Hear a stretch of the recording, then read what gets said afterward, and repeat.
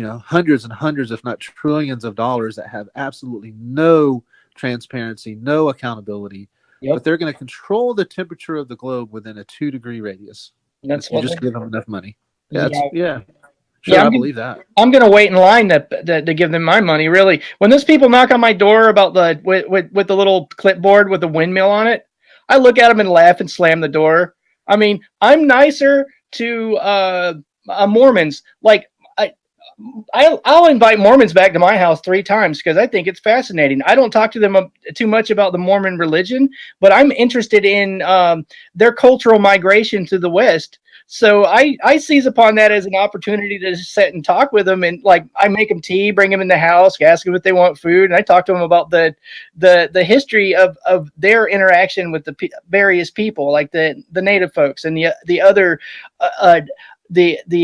other migrants that was settling the West. But anywho, but those guys that come back with the global warming religion, I'll cuss them out sometimes. I'll tell them to F off. I'll slam the door on them. Once those loud air horns that people use when they're sailing. Yeah. Like I opened the door and blasted one of them in the face with the air horn once. Like I'm just, I don't know. I'm mean to those guys. But let me get back to why I went out to Malheur, or not Malheur, sorry, but the Dakota Access Pipeline. Is because if you look at the Article 6 of the U.S. Constitution, it says that all treaties have to be honored, and no judge or legislator can change treaties. Okay, to date, there is not one treaty that we, as the U.S. government, has signed with Native folks that we have fully honored. Not one single treaty. Okay, the land that was being disputed over the Dakota Access Pipeline in the original treaty, I forget which one. It's not the Fort Laramie Treaty. It's the one before that. But because it's been so long since that happened. But the original treaty stated that it was on something called unceded treaty land. And in order for the Army Corps of Engineers or anybody or an oil company or eminent domain to seize any of that property, they were supposed to get a majority vote from all the adult males in the population to get any of that done. And the federal government did not do any of these things. So by all rights, okay, the reason why, it wasn't the welfare state that we gave. That's not the reason. It's not altruism. It's why we gave, the Black Hills and all that territory to the Sioux people. It's because we lost in military conflict with them. The Ninth Cavalry got its ASS handed to them. And they came to a negotiation table and sued for them. And we agreed to give them the Black Hills, the mountains, because that's where the Sioux believed that they came from. They believe that their creation story, they believe that they came from a cave. Yeah, you still there, Jeff? I'm here, yeah. Oh, good. Their creation story, they believe they came from a cave, like their first people came from underneath the ground, and it's kind of like where they were birthed from, under the Black Hills. Now, when they discovered gold there, then all of a sudden, we stole that from them. Also, we agreed to give them state of the art medical care, right? Right. If they would stop killing us, they basically won a war for that territory, and it was given. But that was my issue. It was as a police accountability activist, as a government watchdog, I'm sitting there going, oh hell no, by U.S. law, and that all these soldiers that went there to oppress and attack those people swore oaths to protect and defend. They have every right to do whatever they wanted to there. And honestly, when they were running in the media the images of the burnt construction equipment, I was like, yeah. I would have did that. If communist China invades the Pacific coast of the United States, hypothetically, I'm going to see what I can do to destroy their equipment, hypothetically speaking. All they were doing was defending themselves, and people were saying they were lawless and all that fun stuff. Yeah. But yeah, that was my issue. Is that it was their property. It was a property rights issue, and one of the funny things that I found that was not really discussed on the mainstream right or the left is that when I talked to a lot of folks that occupied Malheur, the right wing folks, they were very pro defending the property rights of the Native American folks. Just nobody would allow them a place at the dialogue. No one on the left would allow them to speak and to say, "Hey, we're in solidarity with you. We respect the fact that the Native folks, the Standing Rock Sioux tribe, are having their property rights usurped." Right. But in that dichotomy is how they're going to make all of us weaker, is by making that derision. So do you have anything, buddy?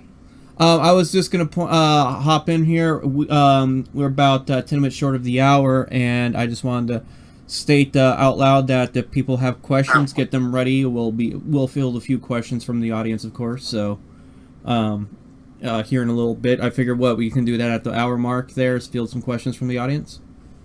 Gravy. Okay. Yeah, that'd be great. I'd love to talk to some folks. So just quickly, and until we get to the top of the hour or whatnot.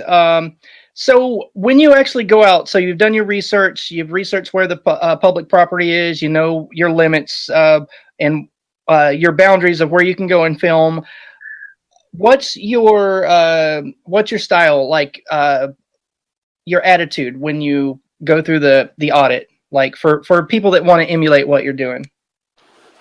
Well, I try to, despite my experiences, I try to treat every person that approaches me as, I don't know who they are, how they're going to react.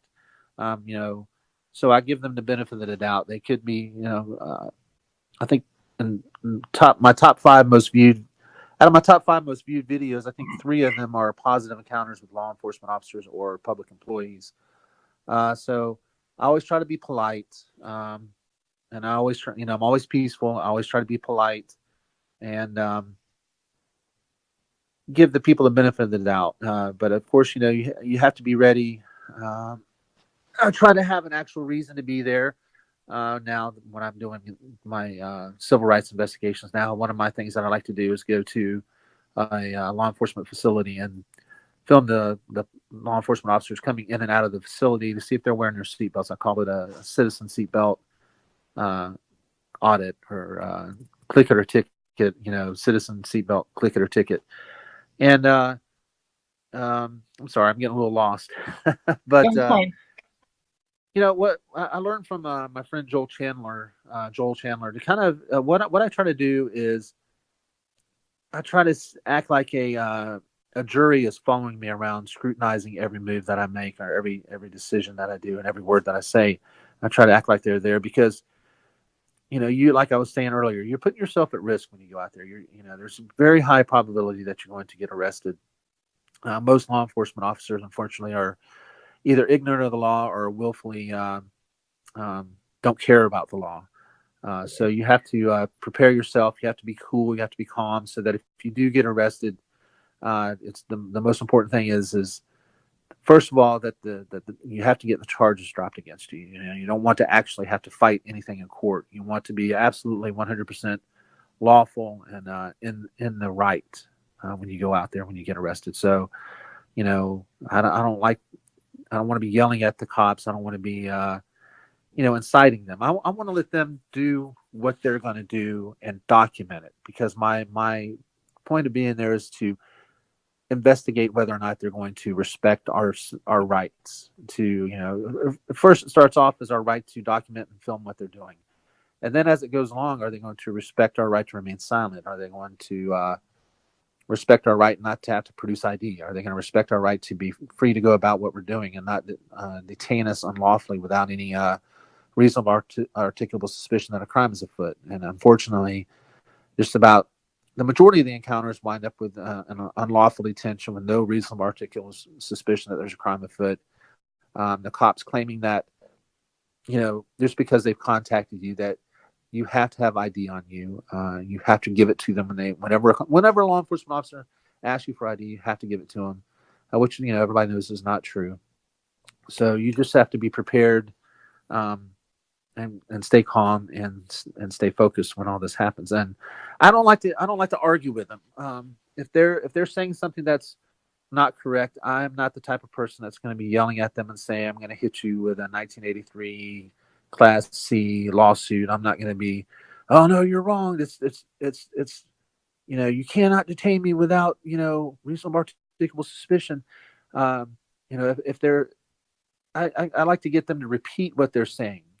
So if they're saying, if a cop comes up to me and says, it's illegal to film this facility, I'll respond to that by saying, so let me make sure I get this straight and understand what you're saying. You're telling me that it's unlawful to film that building from this public sidewalk. I try to get them to confirm what they're saying.